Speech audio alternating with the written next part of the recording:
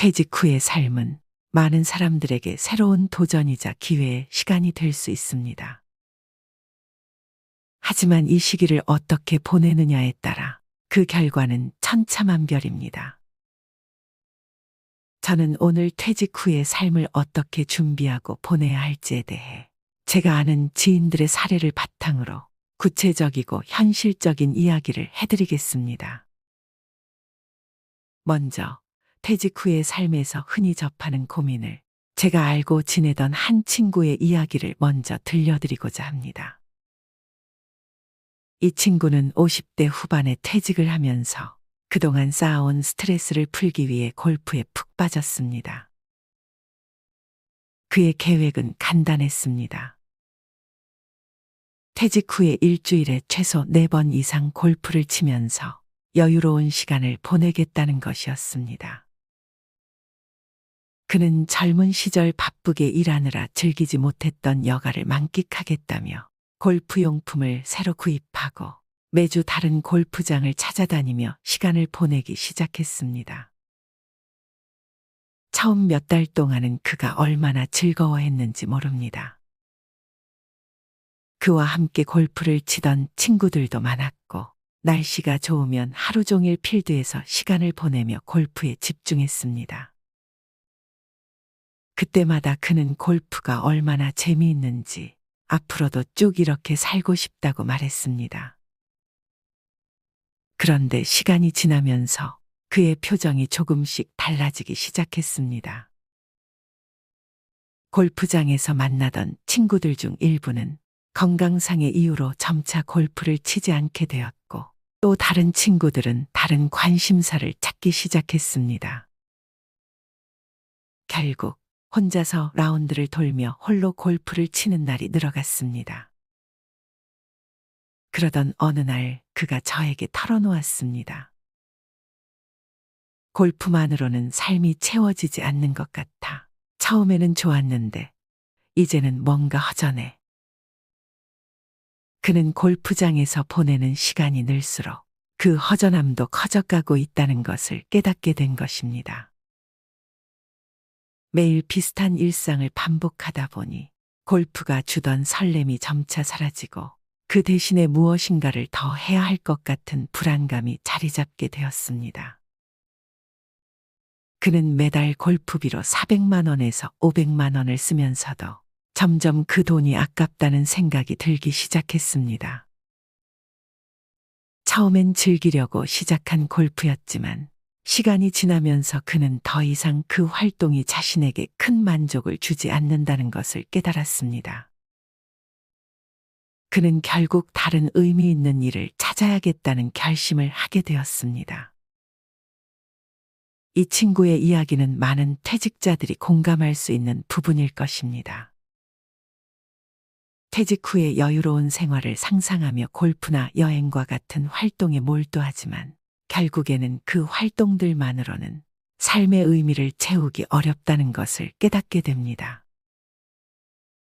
그래서 퇴직 후의 삶을 어떻게 계획하고 더 의미 있고 만족스러운 방향으로 나아갈 수 있을지에 대해 좀 더 깊이 생각해 볼 필요가 있습니다. 퇴직 후의 경제적 안정은 많은 사람들이 고민하는 중요한 부분입니다. 많은 사람들이 퇴직 후에도 경제적 자립을 유지하고자 하지만 현실적으로 같은 회사나 같은 업종에서 계속 일하기는 어렵습니다. 계약직이나 단기적인 일을 통해 수입을 이어갈 수는 있지만 이는 장기적으로 안정성을 보장해주지 못합니다. 그래서 저는 새로운 기술을 배우는 것이 좋은 대안이 될 수 있다고 생각합니다. 제가 아는 지인은 60대 초반에 퇴직을 했는데 퇴직 후의 경제적 불안을 해결하기 위해 새로운 기술을 배우기로 결심했습니다. 그가 선택한 것은 폴리텍 대학에서 제공하는 도배 기술 교육이었습니다. 처음에는 내가 이 나이에 기술을 배운다고 하며 주저했지만 막상 시작해보니 배우는 재미가 있더라는 겁니다. 6개월간의 교육을 마친 후 그는 도배 업체에서 보조로 일하기 시작했습니다. 물론 처음에는 서툴렀지만 현장에서 경험을 쌓으면서 점차 기술이 늘었고 1년 후에는 자신의 작은 도배 사업을 시작하게 되었습니다. 지금은 안정적인 수익을 올리며 경제적 자립을 유지하고 있습니다. 그는 이제는 내가 잘하는 일이 있어서 자신감도 생기고 매달 벌어들이는 수입도 있으니 마음이 훨씬 편해졌어라고 말합니다. 이처럼 새로운 기술을 배우고 그 기술을 바탕으로 일을 이어가는 것은 퇴직 후 경제적 안정뿐만 아니라 삶의 새로운 의미를 찾는 데도 큰 도움이 됩니다. 나이가 들면서도 지속할 수 있는 일은 또 다른 중요한 요소입니다. 제가 알고 지내는 분 중에는 70대 후반이 되었음에도 배관 작업을 하며 여전히 활발하게 일하고 계신 분이 있습니다. 그는 젊었을 때 배관 기술을 배웠고 퇴직 후에도 꾸준히 일을 이어갔습니다. 그는 말하길 몸이 좀 힘들긴 하지만 그래도 내가 할 수 있는 일이 있다는 게 얼마나 큰 복인지 몰라. 이 일을 하면서 경제적으로도 자립하고 건강도 유지할 수 있어서 좋아. 그는 작업당 20만 원에서 30만 원 정도의 인건비를 받고 있으며 일주일에 몇 번씩 일하면서도 충분한 생활비를 벌어들이고 있습니다. 이처럼 기술을 가지고 있는 사람은 나이가 들어서도 꾸준히 수익을 창출할 수 있습니다. 특히 배관 작업이나 하수구 정비와 같은 기술은 수요가 꾸준히 존재하기 때문에 나이에 상관없이 오랫동안 일을 이어갈 수 있습니다. 퇴직 후에 중요한 것은 단순한 여가 활동뿐만 아니라 더 의미 있는 삶을 추구하는 것입니다.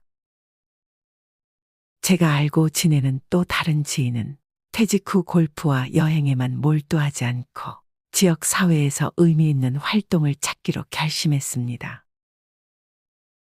그는 지역 사회에서 노인 돌봄 봉사활동에 참여하게 되었는데 처음에는 단순히 시간을 보내기 위해 시작한 일이었지만 점점 그 안에서 큰 보람을 느끼게 되었습니다.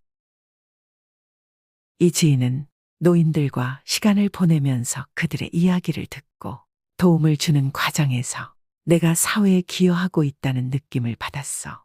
이렇게 누군가에게 도움을 줄 수 있다는 것이 얼마나 큰 행복인지 몰라라고 말합니다. 그는 이 봉사활동을 통해 새로운 친구들을 만나고 그들과 함께 커뮤니티를 형성하며 삶의 활력을 되찾았습니다. 이와 같은 활동은 단순히 시간을 보내는 것 이상의 의미를 가집니다. 봉사활동이나 사회적 기업에서의 일은 경제적 보상을 넘어 자신의 삶에 새로운 의미를 부여할 수 있는 좋은 기회가 됩니다. 새로운 사람들과의 만남을 통해 커뮤니티를 형성하고 그 안에서 삶의 만족도를 높이는 데 큰 도움이 됩니다. 퇴직 후의 삶에서는 정신적 여유를 가지는 것도 매우 중요합니다. 퇴직 후 많은 사람들이 정치나 권력, 돈에 집착하게 되지만 이는 오히려 스트레스와 불안감을 증대시킬 수 있습니다. 제가 알고 지내는 한 분은 퇴직 후 정치 뉴스에 지나치게 몰두하면서 가족과 갈등을 겪은 적이 있습니다.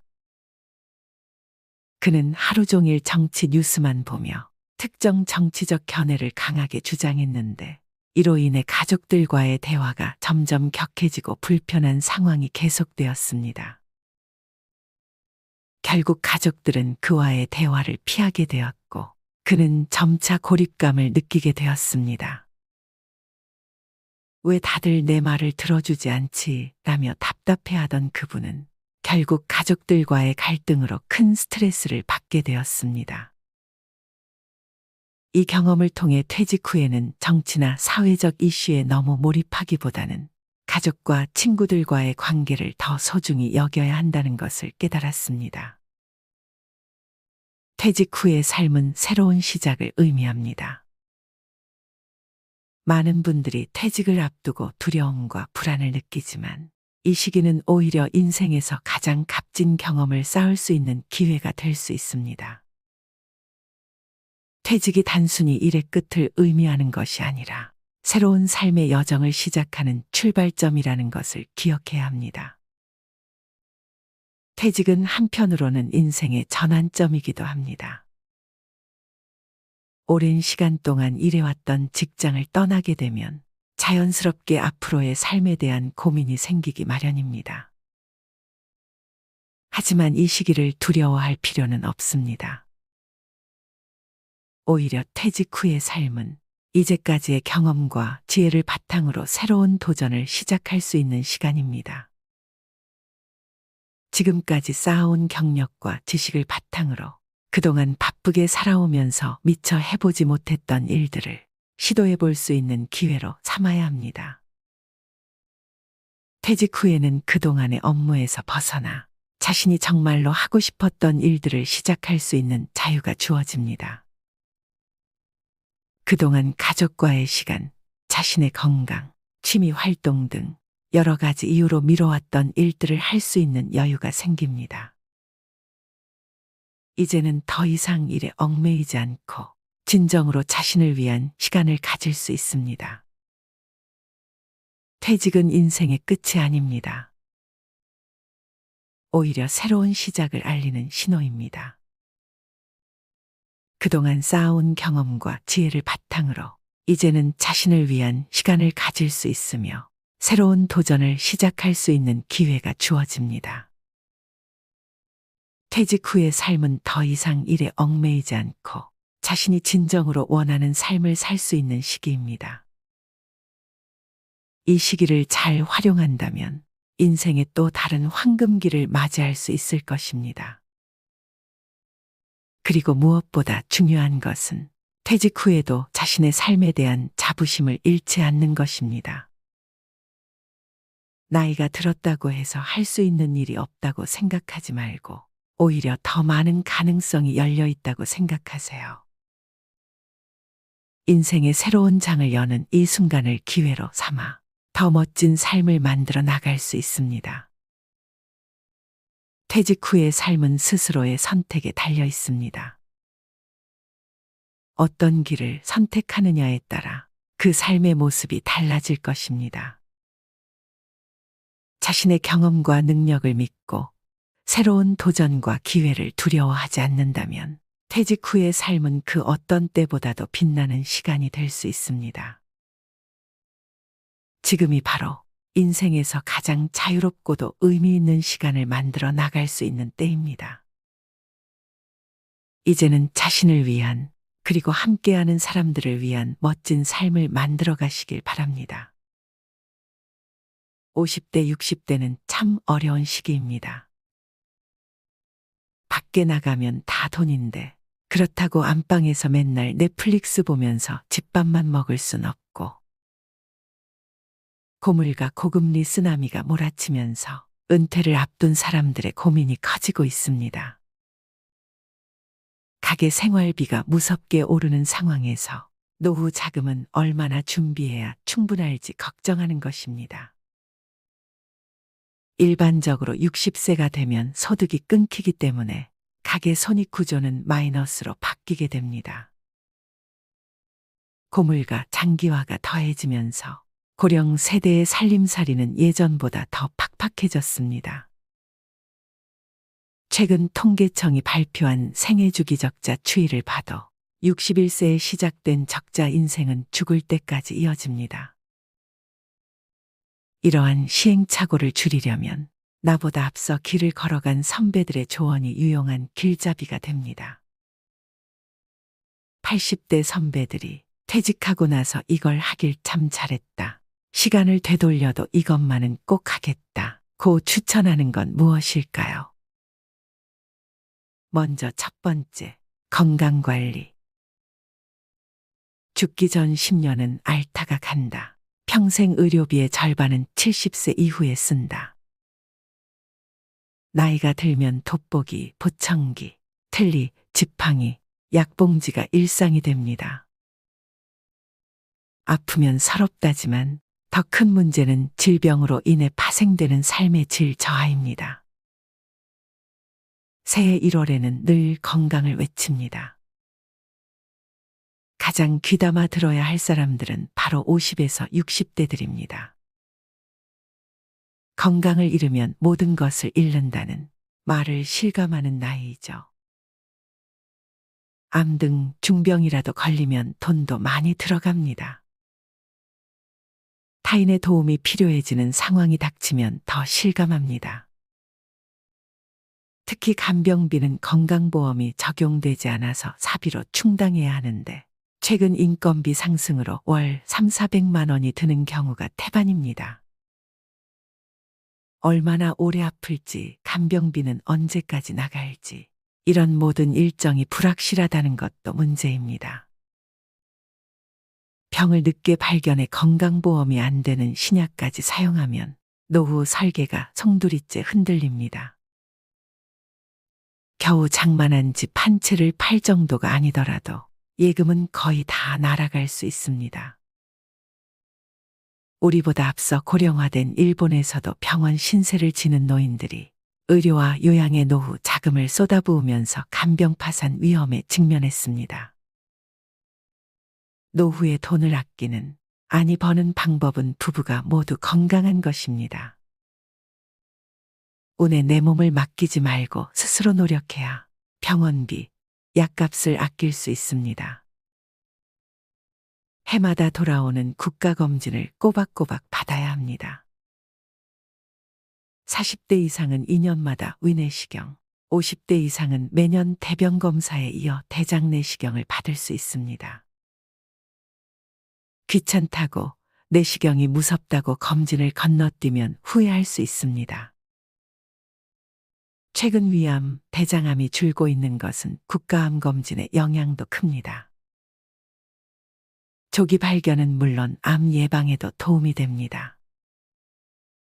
노후에는 건강을 잘 지키기만 해도 흑자 인생을 보낼 수 있습니다. 건강이 곧 돈이기 때문입니다.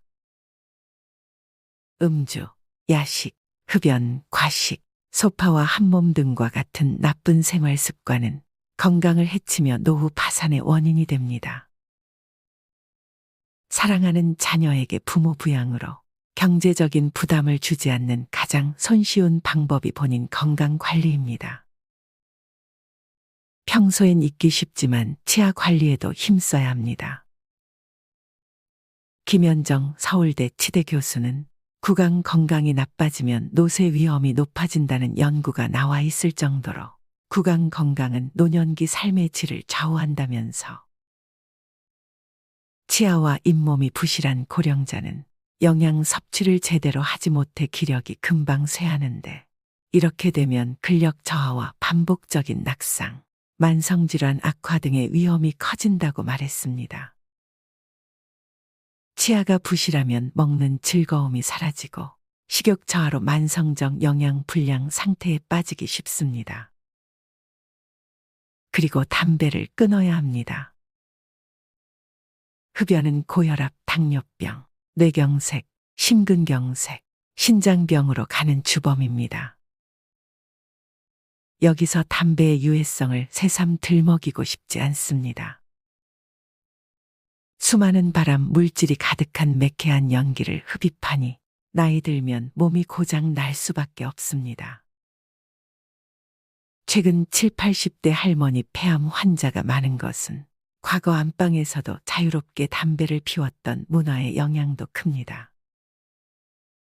필터를 거치지 않은 담배 연기 속에 발암 물질이 더 많습니다.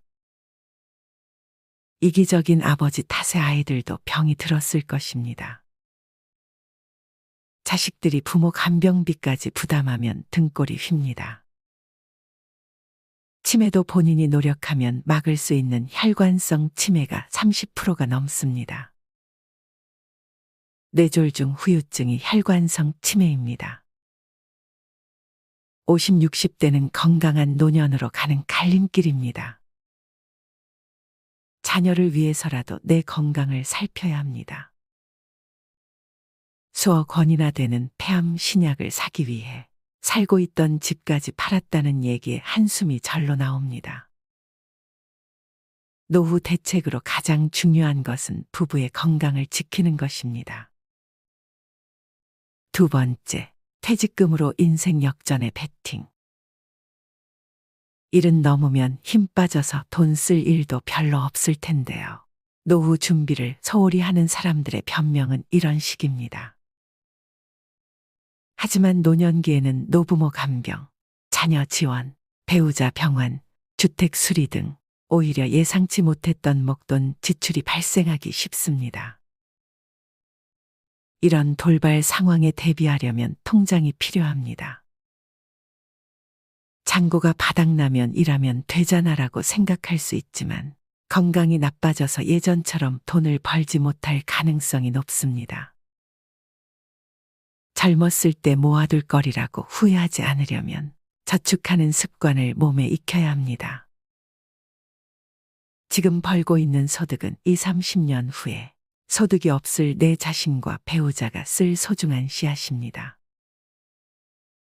나중에 퇴직금을 받을 테니까 저축은 필요 없다는 생각도 위험합니다. 퇴직금을 일시금으로 받아서 주식이나 부동산 등에 투자하겠다는 유혹도 생길 수 있지만 성급히 결정하면 나중에 후회하기 쉽습니다. 나이 들어서 투자에 실패하면 젊을 때처럼 패자부활전이 어렵습니다. 힘들게 번 퇴직금은 놀리지 마세요라고 접근하는 사람은 100% 사기꾼이라고 생각하세요. 퇴직금은 일시금이 아니라 연금 형태로 받아야 절세 효과도 있어 유리합니다.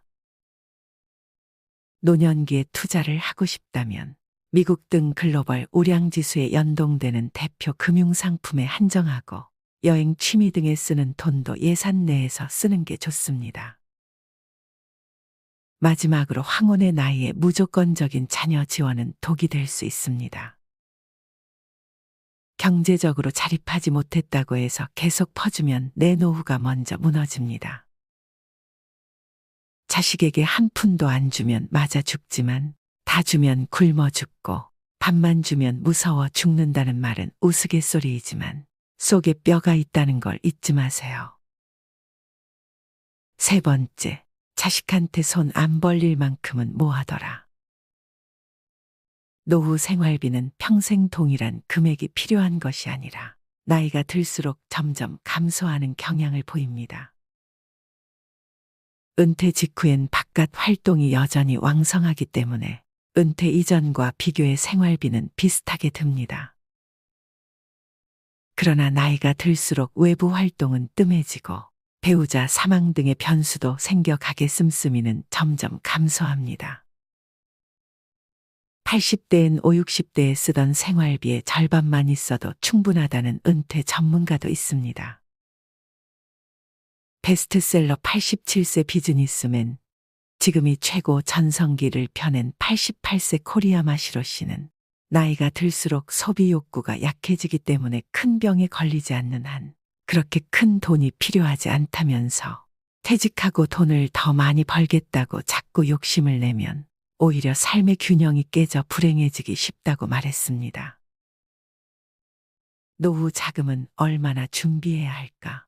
설문조사에 참여한 80대 남녀들은 자식에게 손 벌리지 않을 정도의 저축은 해둬라 라고 했습니다. 이 밖에 연금만 갖고서 생활할 수 있게 미리 재무 설계에 힘쓰고 절약, 보험 가입, 대출 상환 등도 신경 쓰라고 조언했습니다. 70대 이하 후배들에게 권하고 싶은 투자 활동으로는 주식 투자가 최고로 뽑혔고 그 다음으로는 펀드, 연금, 일본 채권, 금투자, 해외 채권 등의 순이었습니다. 이렇게 80대들이 퇴직 후에 해서 참 좋았던 세 가지에 대해 알려드렸습니다. 생활비가 부족하면 어떡하지? 퇴직 후의 삶에 대해 대다수 사람들은 돈 걱정부터 합니다. 하지만 80대 선배들은 노년엔 돈보다는 외로움이 더 문제라고 말합니다. 특히 직장에 평생 헌신하며 살아온 회사올인형 남성은 퇴직 후 사회적 고립에 괴로울 수 있는 만큼 지루한 고독감을 극복하는 방법을 알아야 한다는 것입니다. 설문에 참여한 80대 선배들은 노년 고독을 이겨낼 구체적인 방법으로 취미 활동에 참여한다. 지역 활동에 참여한다. 부부 대화를 자주 한다. 부부 가족 여행을 떠난다 등을 추천했습니다. 늙으면 부부밖에 없다는 말이 있다더니. 설문에 참여한 80대 응답자 10명 중 7명은 인생에서 소중히 생각했어야 할 사람은 누구인가라는 질문의 배우자라고 답했습니다. 퇴직 후 고독감을 없애기 위한 최고 방법은 재취업이라는 의견도 있습니다. 회사에 매일 가서 사람을 만나면 고독감은 저절로 해소된다는 것입니다. 또 출퇴근을 매일 하면 자연스럽게 건강도 유지되고 작게나마 수입도 생기니 그야말로 일석삼조입니다. 88세인 코리아 마시로 씨는 회사 정년은 회사가 정하는 것이라고 생각하지만 그럴 필요가 없다면서 일할 의욕이 있고 몸이 허락한다면 내 정년은 100세라는 생각이 필요하다고 말했습니다. 노후 전문가인 오오에 히데키 씨는 회사 올 인형 남성들은 퇴직 후에 인간 관계가 끊어지면 심각한 고독감에 우울증을 앓곤 한다면서 회사에서 친구라고 생각했던 사람들은 그저 직장 동료일 뿐이고 친구는 아니다라고 말했습니다. 퇴직 이후의 인간관계는 회사 다닐 때처럼 긴밀할 필요는 없고 널볕행, 넓고 얇고 행복하게이면 충분하다고 오오에 씨는 덧붙였습니다. 그렇다면 부자들은 어떤 소비 습관을 가지고 있는지 지금 바로 알려드리겠습니다. 첫 번째로, 많이 버는 것보다 덜 쓰는 것이 중요합니다. 부자가 되기를 바라지만 그 방법을 알아봤을 때 부자들에게 해당하는 사람은 소수라는 사실을 알게 됩니다. 부자들은 덜 쓰는 방법을 통해 부자가 되는 경우가 더 많습니다. 돈을 버는 것보다 불필요한 지출을 줄이는 것이 더 중요하다고 말씀드립니다. 실제로 대부분의 부자들은 지출을 통제하는 절약 습관을 가지고 있답니다. 버는 돈보다 쓰는 돈이 적어야 부자가 될 수 있습니다. 잘 모아지지 않더라도 조금씩 돈이 쌓여 부자가 되고 있다는 사실을 명심하세요. 그래서 적은 돈부터 아끼는 습관을 기르는 것이 중요합니다.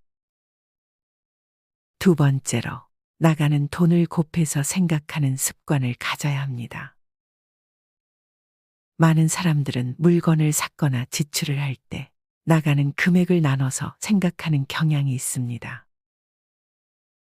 하지만 부자들은 나가는 돈을 곱해서 생각합니다. 예를 들어, 기타 요금이 한 달에 13,500원이라면 한 달치인 것을 생각하는 게 아니라 12개월 동안 계산하여 162,000원인 것으로 생각하는 거죠. 이렇게 나가는 돈을 곱해서 생각하면 정확한 지출 기호를 확인할 수 있습니다. 쇼핑을 할 때도 필요한 물건만을 사게 되고 좀 더 정확한 지출을 할 수 있어요. 세 번째로, 미니멀 라이프를 실천하세요. 미니멀 라이프란 삶의 모든 것을 단순화시키는 것을 의미합니다. 적게 갖는 삶을 추구하는 것인데요. 필요한 최소한의 물건들만을 가지고 살기 때문에 집안이 깔끔해지고 마음의 여유가 생깁니다. 물건을 줄이기 때문에 가사노동 시간도 줄어들고 경제적으로도 절약이 가능하며 물건을 구매하는 시간과 에너지를 아낄 수 있습니다. 필요하지 않은 물건을 사지 않고 필요한 물건에만 돈을 쓰는 습관을 가지세요. 네 번째로, 과다한 식재료 구매를 줄이세요. 장보기의 편리함과 다양한 상품들이 진열되어 볼거리를 자랑하며 또한 파격적인 가격의 혜택을 받고자 대형마트를 주기적으로 방문하는 것이 이제는 당연한 시대입니다.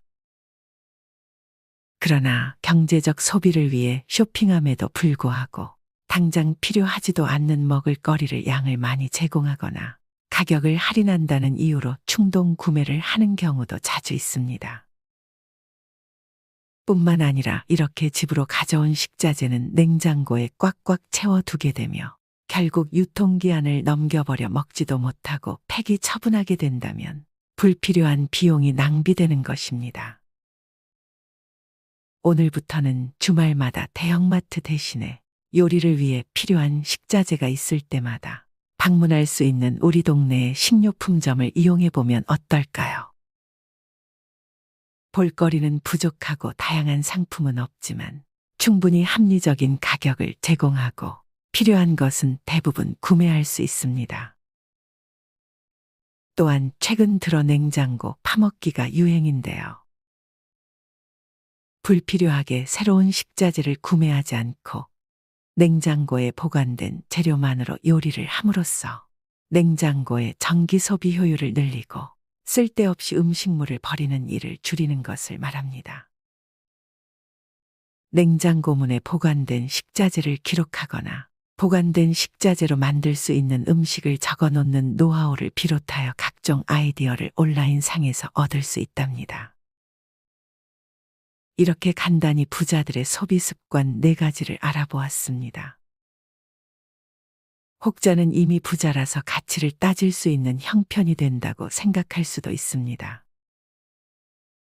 하지만 소비 습관에 따라 부자가 되는 길을 더 단축시킬 수도 있는 것이죠. 부자처럼 보이려고 애쓰지 말고 진짜 부자가 되려고 노력해 보세요.